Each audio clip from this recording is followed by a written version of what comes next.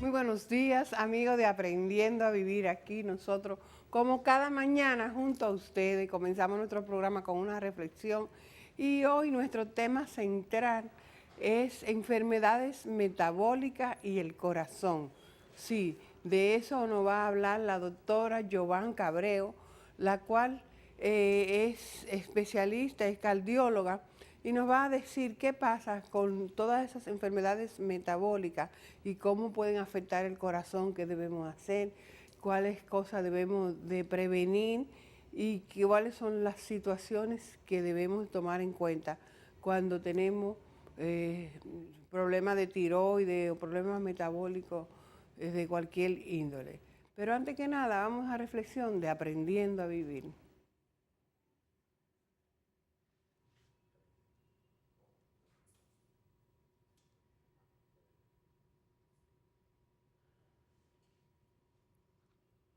Aprendamos a ser felices a costa de uno mismo, sin depender de alguien más.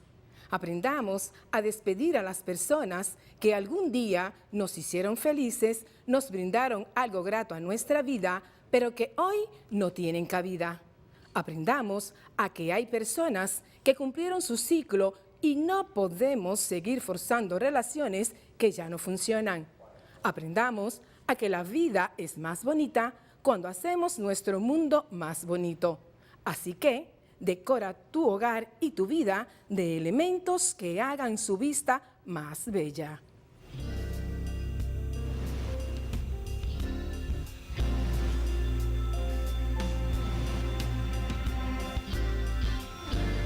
Esa reflexión que acaba de leer Guarina Gutiérrez nos habla acerca de aprender a desprendernos.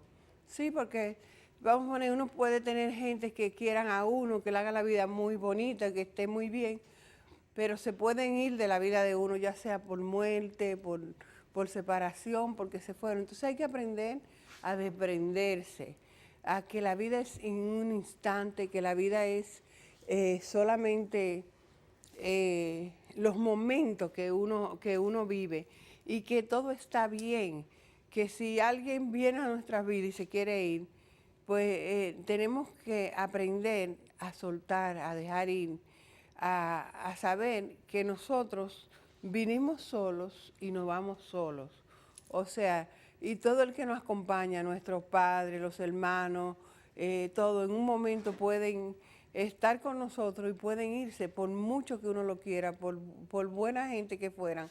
Entonces, eso hay que aprenderlo, eso hay que hacerlo como parte de la vida, que uno no piense que si a alguien le falta ya el mundo se va a acabar y la vida ya no va a seguir adelante.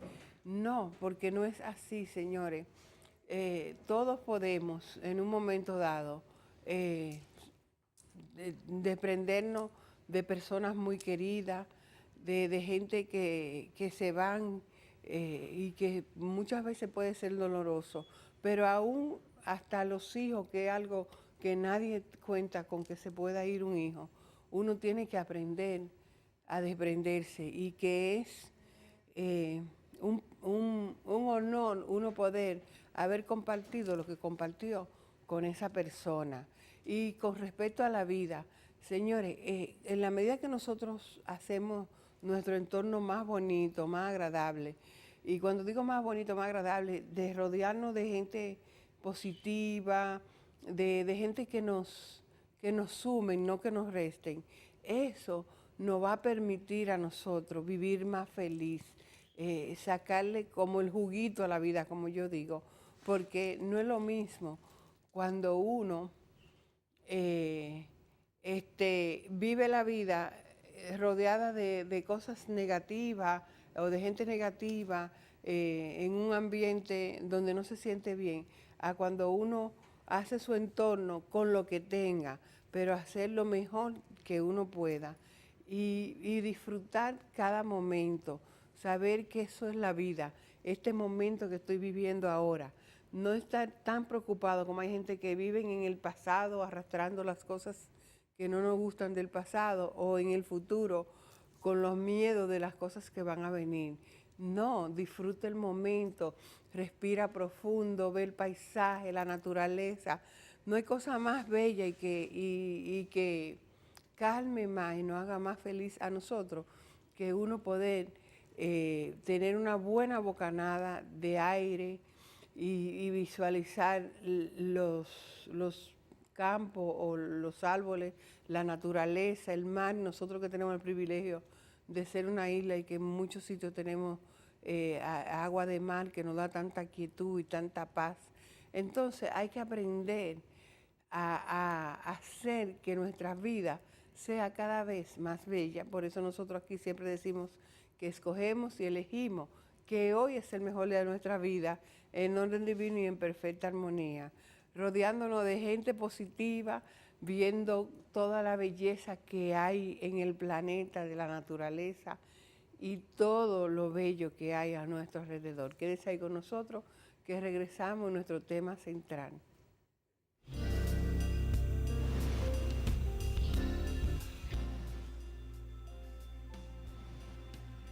Aprendamos a ser felices.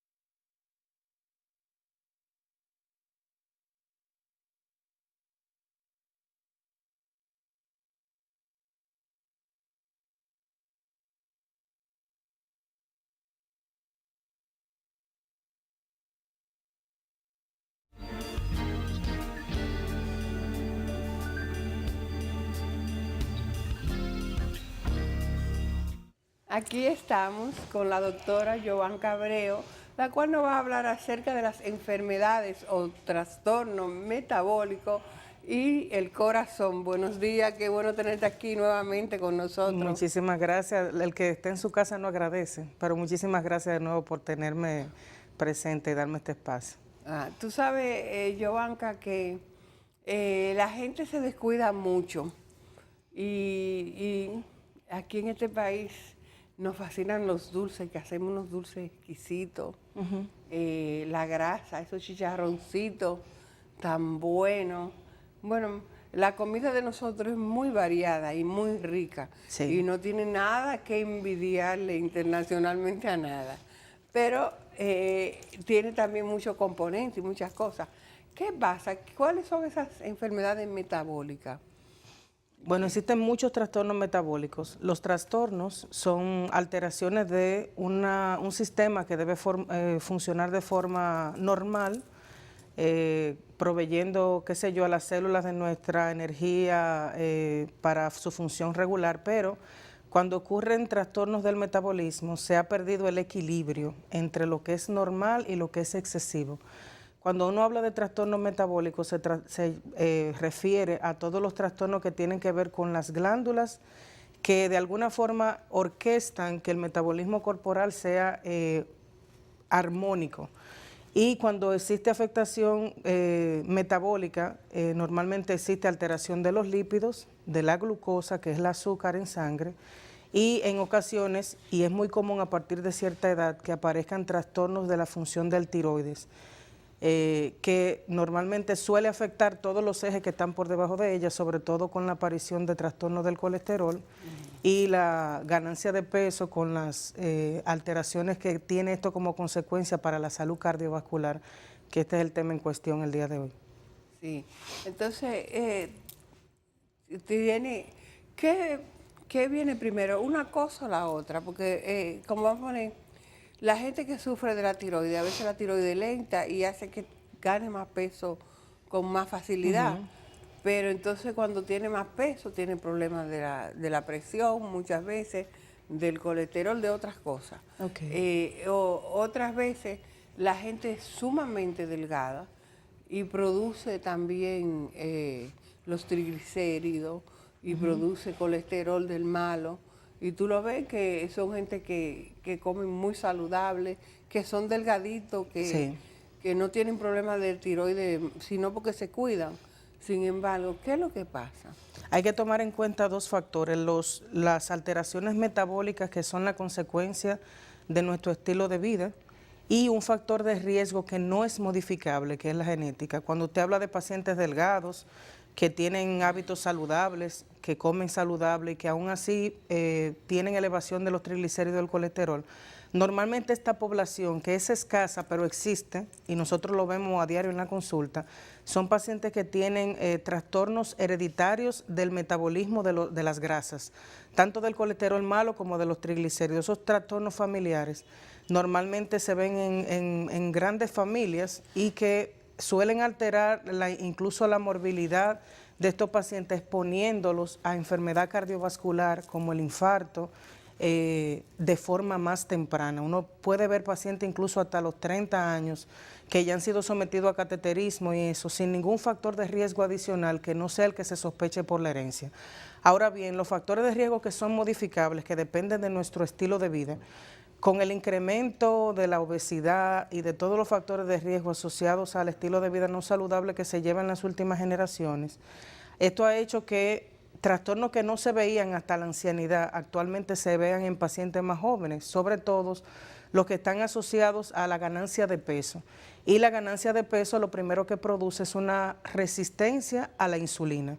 Esa resistencia a la insulina no es más que un páncreas que produce de forma adecuada insulina, pero es que esta insulina, por la gran cantidad de tejido adiposo que tenemos corporal, no puede penetrar la glucosa a la célula, donde finalmente la glucosa sirve como la gasolina, el combustible, para que las células realicen su metabolismo. Esto lleva como consecuencia que la glucosa permanezca alta en sangre, la insulina por igual, se desencadena un proceso inflamatorio que si no se controla con la modificación del factor de riesgo de la obesidad, el paciente termina en una franca diabetes mellitus, con a veces la drástica consecuencia de que el páncreas agote sus recursos y que se tenga la necesidad de usar insulina en el paciente.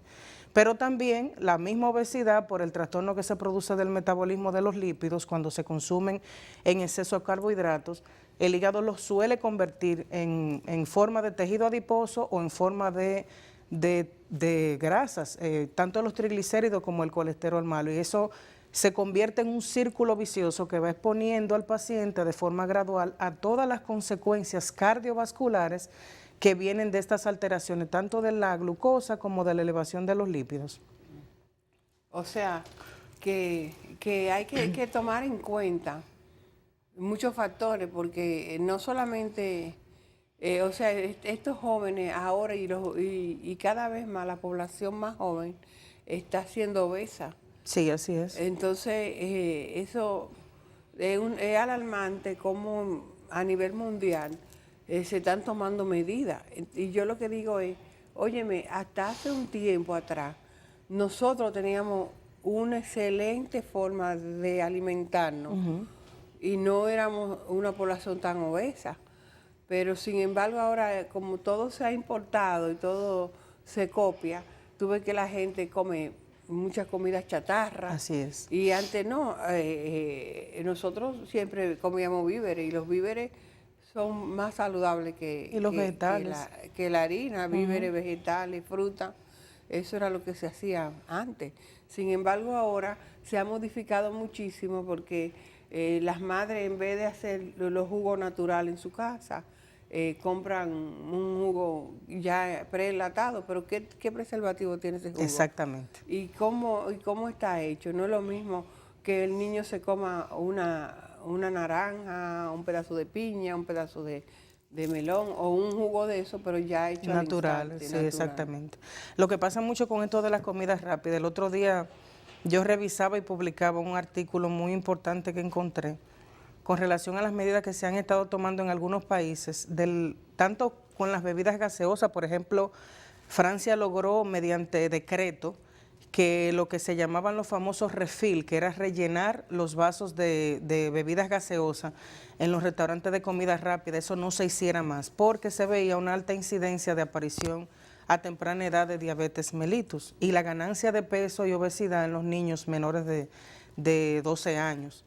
Entonces, hay algunos países que han luchado contra esto. De hecho, la Sociedad Dominicana de Cardiología en algún momento trató muchísimo con la Asociación de Dueños de Restaurantes de que quitaran los saleros de la mesa para que los clientes no tuvieran acceso a añadir más sal de la que contenía la comida ya elaborada. Pero ¿qué pasa con la comida rápida? La comida rápida tiene una necesidad de ser preempacada, de ser preservada, para ser importada o exportada desde los países, desde donde viene al país, por ejemplo, que nosotros recibimos mucho de Estados Unidos. Y la preservación convencionalmente de estos alimentos se hace con sodio. El sodio, aunque no se perciba al paladar, es sal.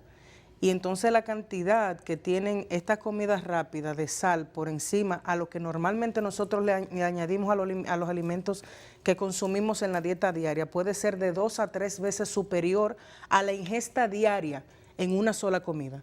Entonces de ahí es que viene la alta incidencia de aparición de hipertensión arterial a temprana edad, porque se está consumiendo una cantidad imperceptible de sal que llega a ser hasta 4 veces superior a los requerimientos diarios. Y como ustedes saben, la sal puede promover la absorción de más grasa, aumenta mucho la resistencia vascular periférica y con esto se produce la hipertensión independientemente de los factores de riesgo que tengan que ver con la herencia y los factores de riesgo adicionales como la raza, incluso el estrés. O sea, nada más por el consumo de sal nosotros nos estamos agrediendo. Y ahí es donde muchas medidas se han tratado de tomar para que esto se controle. Imagínate tú, si eso solamente con la sal y sin contar lo que es con el azúcar, o sea, combinación de la sal y el azúcar, eso es como una bombita. Una bomba de tiempo, eso es así. O sea, porque también tenemos un alto consumo de azúcar, Así cosas es. que tienen, y a veces también abusamos, no solamente del azúcar natural, sino también de esa famosa azúcar sintética, que en realidad nadie sabe qué son los daños colaterales. Sí, se ha hablado de mucha incidencia de cáncer y eso en algunos tipos de edulcorantes naturales, pero para el tema del metabolismo como tal no son tan dañinas. La alteración de la glucosa y eso, por lo menos eso no lo produce, pero se han hablado de otros daños colaterales que sí tienen de estos edulcorantes. También, Sí. O sea, que tú no engorda o tal vez no tiene presión alta o no tiene azúcar, pero entonces tiene puede cáncer. tener. O sea que eso es parte de lo que yo dije. Este es un tema que hay que desmenuzarlo así, para que la gente se entere, que la gente pueda decir, óyeme, tengo que crear conciencia de que si soy una madre joven, voy a educar a mis hijos para que esos niños puedan tener una alimentación más sana. Sí. Y hay forma de hacerlo.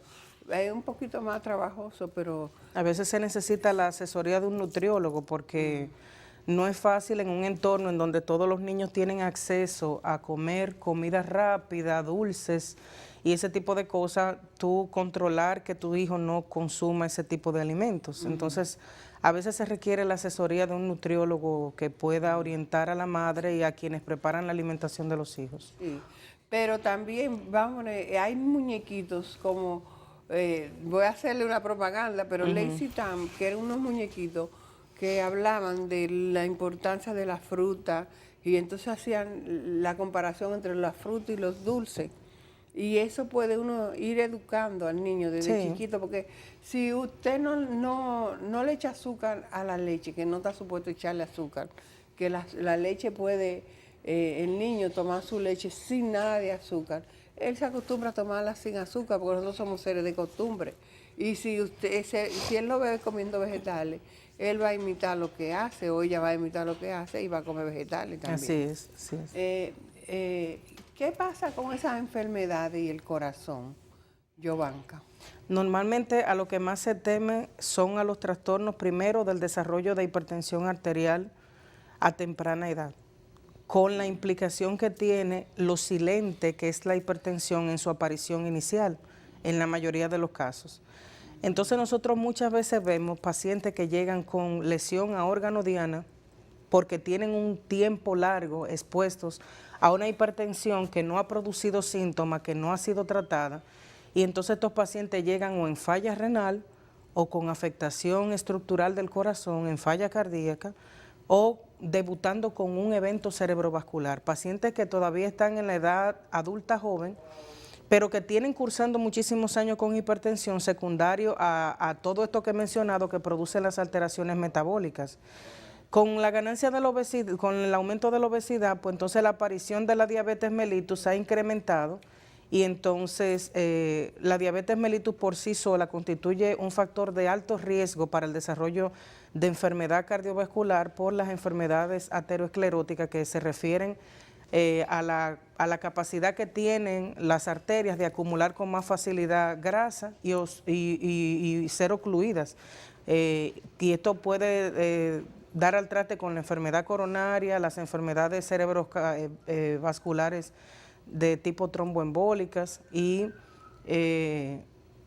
lógicamente cuando un paciente a edad más temprana tiene un evento fatal de esto, pues se estima que la supervivencia va a ser más corta que lo que se esperaba y además muchos pacientes quedan con discapacidad y se convierten en una carga para su familia. Sí, vamos a hacer una pausa y después de la pausa... tenemos una llamadita en línea. Adelante. Aló. Sí, buenos días. Buenos días. Yo quiero hacerle una pregunta a la doctora, que estoy viendo el programa.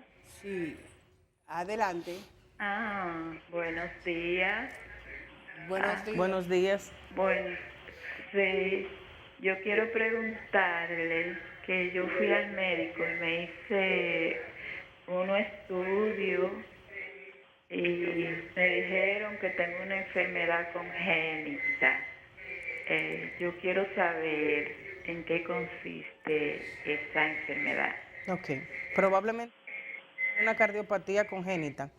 Las cardiopatías congénitas no son más que trastornos del desarrollo de la estructura cardíaca intraútero, que muchas veces el paciente nace con síntomas por lo catastrófica de la enfermedad y en ocasiones el paciente puede cursar años de forma asintomática y en un hallazgo casual de un ecocardiograma, que es donde convencionalmente se hace el diagnóstico, encontrar el defecto con el que se supone que usted nació, porque no existe forma de que usted lo haya desarrollado en la vida, digamos, extrauterina, pero que en ocasiones esos trastornos cuando se descubren a edad avanzada no constituyen un riesgo mayor y que pueden ser resueltos sin mayor problema. Me habría gustado que ella me dijera el resultado exacto del ecocardiograma, porque así yo la podía orientar un poco más, pero normalmente son estos trastornos que cuando se descubren a edad tan avanzada son porque no son tan peligrosas realmente. Bueno, pero los teléfonos tuyos están en pantalla, cualquier cosa ella puede parar. Es importante que la gente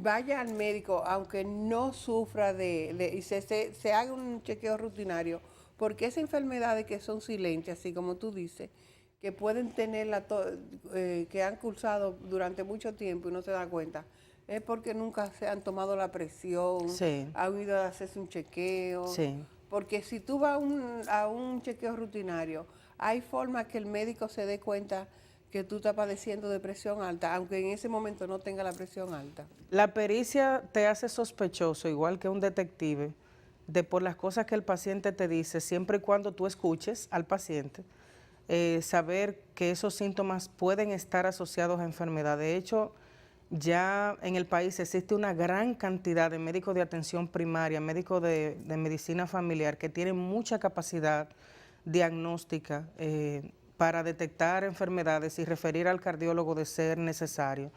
Pero ya la población más joven está consciente también de que por los antecedentes de familia, es muy común que lleguen a la consulta pacientes jóvenes que me digan, hace 2 semanas mi papá murió de un infarto, yo quiero saber cuál es mi riesgo de padecer uno también para empezar a cuidarme desde ahora. Y la gente cada vez más está yendo a la consulta. Tenemos otra llamadita en línea. Buenos días. Buenos días, adelante. Buenos días. Gracias Buen por día. su llamada, adelante. ¿Cómo están? Dios le bendiga. Amén. Amén. Sí, dime. Yo lo que quiero hacer es una pregunta a la doctora. Ajá. Que mi mamá le dio un infarto. Tengo una hermana que también murió que le dio un infarto. Si eso es hereditario. Pero, Ok. Yo hablaba al principio, siempre he dicho que existen factores de riesgos que no son modificables. Los que no se modifican son el sexo, la raza y la genética. Eso tú no lo puedes modificar. Lógicamente la edad a la que ocurren los eventos. Pero existen factores adicionales que tienen que ver con el hábito del estilo de vida, de alimentarte, de ejercitarte, del estado emocional que influye tantísimo en este tiempo, el estrés.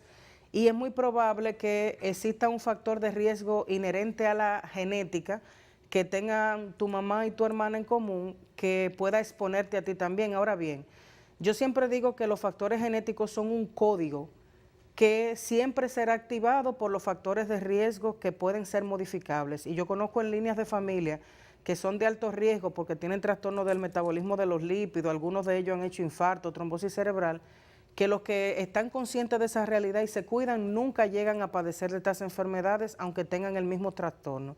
O sea que es bueno que tú te hagas una evaluación, vea cuáles son tus factores de riesgo a la fecha y que comiences a controlarlo desde ya.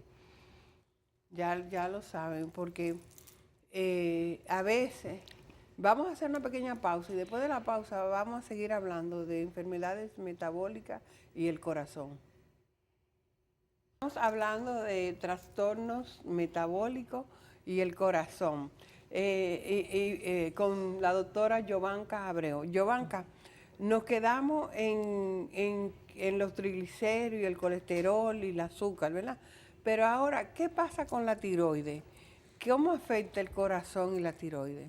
Ok, la enfermedad tiroidea que cada vez va más en ascenso se puede traducir en 2 tipos de enfermedades, las que producen hipotiroidismo o las que producen hipertiroidismo.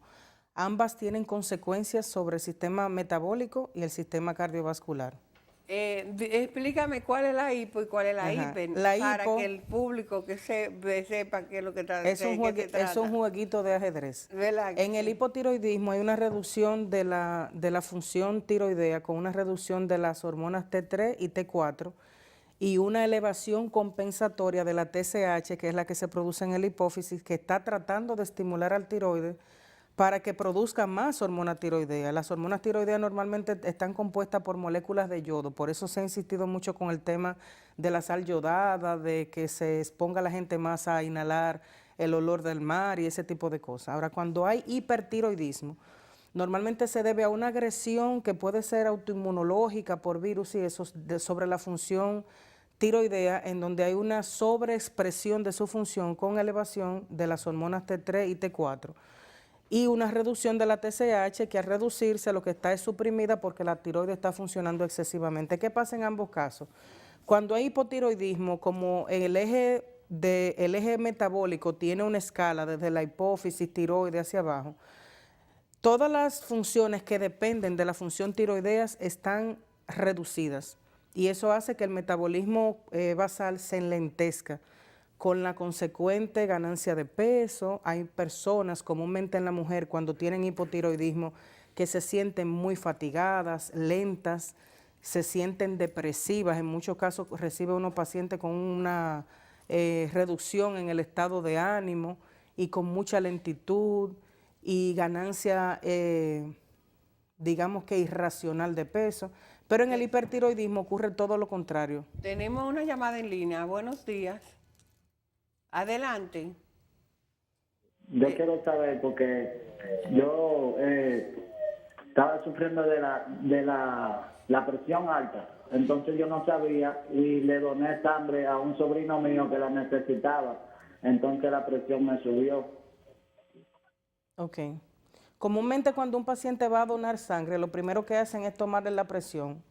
Le hacen un interrogatorio con relación a otras enfermedades, si ha tomado alcohol, pero es extraño que no te hayan tomado la presión y no hayan detectado en ese momento que tú eres hipertenso, aunque en ocasiones la hipertensión puede tener periodos de estar enmascarada, que ocurre comúnmente, y que no se haya detectado. La donación de sangre no es un trigger, no es un gatillo para que la hipertensión aparezca. De hecho, los pacientes que comúnmente tienen mucha sangre, que suelen hacer elevación de la presión, uno de los recursos que utilizan para que la presión baje es extraerse, donar sangre, aunque no la necesite una persona en particular. Algo que yo suelo no recomendar por algunos trastornos que se producen al final, que no vienen al caso, pero que realmente no ocurre de forma al revés. O sea, la donación de sangre no aumenta la presión. No aumenta. No, Pero normalmente no. ¿Y puede ser dañino para el que recibe esa sangre? No, para nada, no. Para nada. No. Ajá. Siempre que no haya una afectación de otra índole viral y eso, no hay ninguna afectación para el que la recibe, ¿no? Entonces quedamos, ya hablaste de la hiper, que era acelerada, pero entonces la hipo... No, la hipo, ya yo hablé de la hipo. Cuando hay hipo. hipertiroidismo ocurre lo contrario. El paciente tiene mucha sudoración, permanece con una taquicardia que puede llevar al corazón por un aumento del gasto cardíaco a caer en falla cardíaca, o sea, dilatarse, ponerse grande el corazón. Los pacientes con hipertiroidismo sufren mucho de nerviosismo, pierden excesivamente peso, pueden llegar a periodos en que pueden tener otros trastornos, sobre todo en la mujer, de la fertilidad y ese tipo de cosas, y en el hipotiroidismo por igual. Pero esta tiene la consecuencia fatal de la falla cardíaca y la aparición de algunas arritmias en los pacientes que la padecen y no son tratados a tiempo.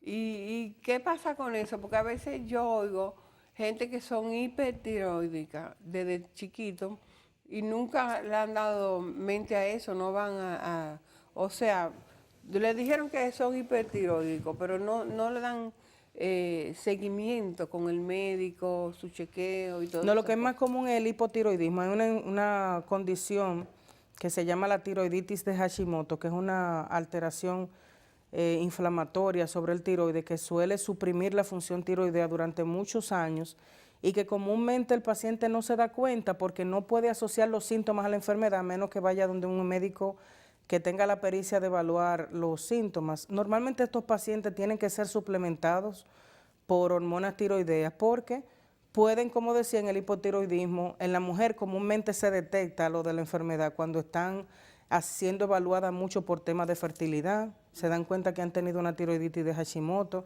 gente a la que le llama la atención que han ganado excesivamente de peso con respecto a lo que ellos ingieren de alimentos, pero lo que ocurre comúnmente es lo del hipotiroidismo, que puede pasar de forma muy subclínica sin que nadie se dé cuenta por muchos años, pero siempre que caen en manos de un especialista suelen ser o referidos al endocrinólogo y el endocrinólogo siempre tratar el déficit hormonal que existe. Y entonces el hipotiroidismo de Hashimoto, ¿qué es lo que hace? Lo que produce es una inflamación que se supone que es autoinmune de la tiroides de forma global de la glándula, y esta inflamación, esta reacción inflamatoria suprime la función normal de la glándula, haciendo que ésta produzca menor cantidad de hormonas tiroideas en la fase ya después que ocurre el fenómeno agudo de la tiroiditis. Hay pacientes que si son médicos, están relacionados, saben que hay algo extraño suelen referir algunos síntomas típicos, pero normalmente se dan cuenta mucho tiempo después que han padecido de una tiroiditis. Oh. Y la hipertiroides, ¿qué otra cosa? ¿Cuáles enfermedades están asociadas a la hipertiroides? Elevación de la presión arterial, aumento en reposo de la frecuencia cardíaca. Hay pacientes que desarrollan el bocio clásico, no necesariamente tienen que desarrollarlo con múltiples nódulos. Hacen exoftalmo, que es una protrusión del globo ocular hacia afuera cuando el bocio es muy grande. Y normalmente tienen pérdida de peso excesiva y de forma irracional con respecto a sus ingestas. Esa es una de las características típicas. Lo que pasa de forma al sistema cardiovascular es lo de la hipertensión, lo de la aparición de algunos trastornos de ritmo y lógicamente la falla cardíaca en pacientes que no reciben tratamiento a tiempo porque el corazón ha estado expuesto a frecuencia cardíaca muy alta durante mucho tiempo. Oh. Y déjame hacer una pregunta. Cuando el corazón está expuesto a frecuencia cardíaca durante mucho tiempo, ¿cuáles podían ser la patología dentro de la...? Normalmente que el corazón cae en una taquicardiomiopatía, que así es como se llama, en donde el corazón no puede, o sea, por un aumento de su gasto, de su propio consumo energético, en esas frecuencias que son tan altas, el corazón se debilita y puede caer en falla, se dilata, se pone grande. Eso es lo que comúnmente ocurre. Y además de que en el seno de algunas de esas taquicardias, que son sinusales, o sea, son taquicardias regulares, pueden aparecer trastornos reales de ritmo que empeoren la función del ventrículo izquierdo sobre todo. Entonces, es muy común que los pacientes que son expuestos a taquicardias de forma excesiva y no lo controlen, caigan en falla cardíaca, que en algunos casos, cuando se resuelve el problema, pueden ser revertidas y en otros casos permanecer en falla para siempre. No. ¿Y esa taquicardia, cuáles son las formas o los métodos para poderla diagnosticar? El paciente la percibe.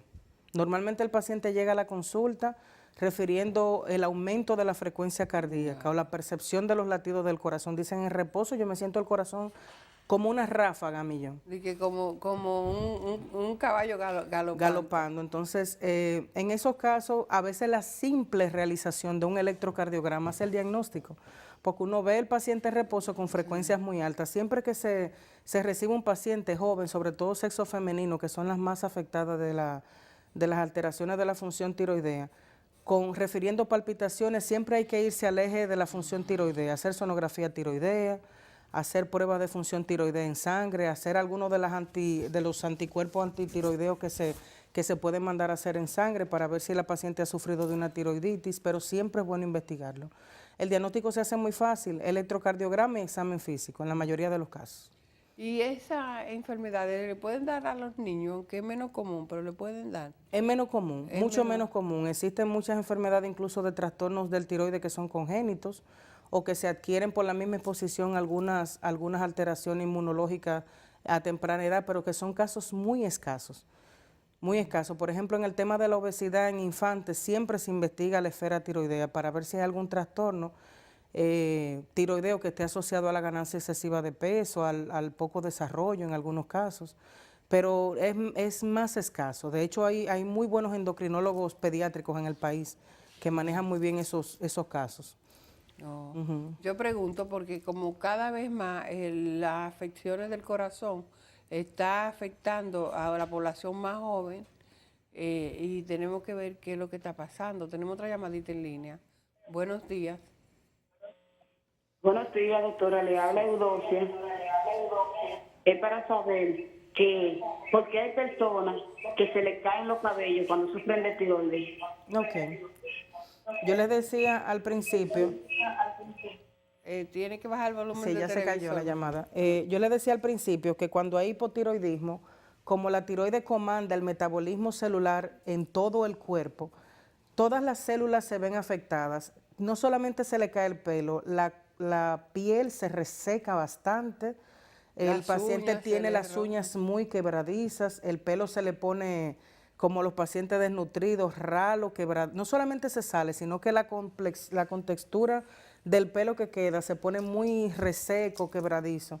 Y entonces es normalmente que ocurra por la misma alteración del metabolismo celular.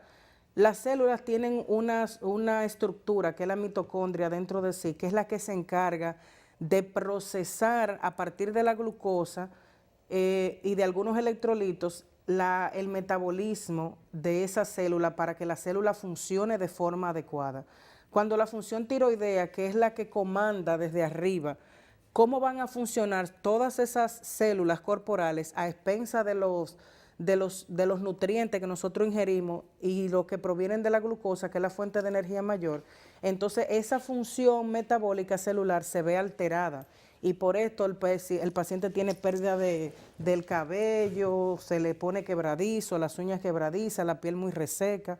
Es un estado muy complejo de alteración metabólica lo que se produce en el hipotiroidismo.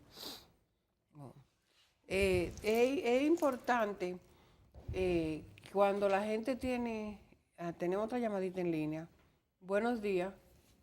Sí, buenos días, doctora. Sí, Buen día. Doctora, yo tengo un problemita. A veces me duele ahí en el lado izquierdo y me he hecho 2 electrogramas y el médico me dice que no tengo nada. ¿Y se quedaron ahí en el electro solamente? Sí. Ok. Mire, normalmente, no sé, ¿cuál es su edad? 65. Ok. Normalmente, yo le digo a los pacientes que no hay que ser hipertensos para tener un infarto o tener enfermedad coronaria. Acordémonos que la enfermedad coronaria depende mucho de cómo esté el colesterol en sangre, que es lo que ocluye las arterias. Los estudios que se hacen en reposo suelen ser muy engañosos porque el corazón en reposo no está sometido al estrés que suele generar la alteración sobre las coronarias que produce el dolor. Por eso muchas veces uno tiene que hacer el electrocardiograma, hacer un ecocardiograma y someter al paciente a una prueba de ejercicio en donde el consumo de oxígeno del corazón por el aumento de su frecuencia cardíaca aumente, de manera que si hay una alteración coronaria con una alteración importante del flujo con el aumento de la frecuencia cardíaca, esta se pueda traducir en síntomas en la prueba de esfuerzo o los cambios electrocardiográficos durante la prueba de esfuerzo. Aún así, Nancy, créame que cuando el médico tiene alta sospecha de que hay enfermedad coronaria, tiene que seguir buscando cosas.